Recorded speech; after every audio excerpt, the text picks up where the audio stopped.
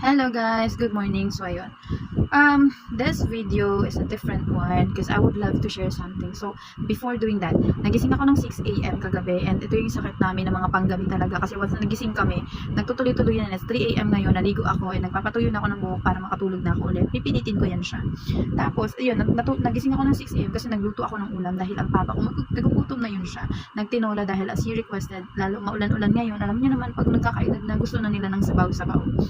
But that's not really the point of this video. I'm just sharing, Well, anyways, alam nyo ba, let's talk about problems and how we handle problems. Meron tayong iba't ibang way how we handle problems, di ba?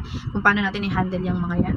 Ako yung tipo ng tao na, hindi ko alam kung unique siya and all, pero ako yung tipo ng tao na kapag meron akong problema, hindi ko iniisip yung problema. Iniisip ko yung possible solution sa mga problema. Kasi imaginein mo, kung iisipin mo nang iisipin yung problema na ulit-ulit, may stress ka, madidepress ka and all, kasi problema iniisip mo. So ako, ang iniisip ko is yung possible solution sa problema. Kung ma-stress man ako, okay lang, kasi alam ko at the end of the day, magkakama pa ako sa solution sa problema na yun. Kaya masasolve ko siya.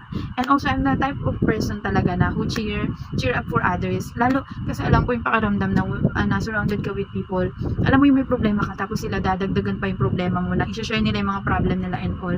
Good thing about me, I'm a kind of person na I don't absorb negative energy or a negative vibe from other. I know how to drain it all na hindi ako maapektuhan, but still I can help them. So whenever they share problem, ako nagtetend ako to give possible solution sa kanila para hindi na sila gaanong mahirapan and mas masolve nila ng mabilis yung problem nila. Ganon. Kasi magiging burden ko din yun kapag inisip ko yung problema nila tapos wala din akong solusyon.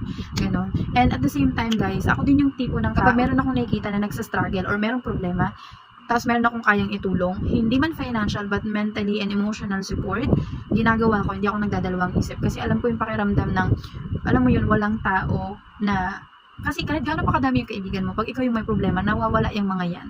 So, I wanted to be the person na whenever I saw someone who has a problem, kaibigan kita or hindi, tutulungan kita.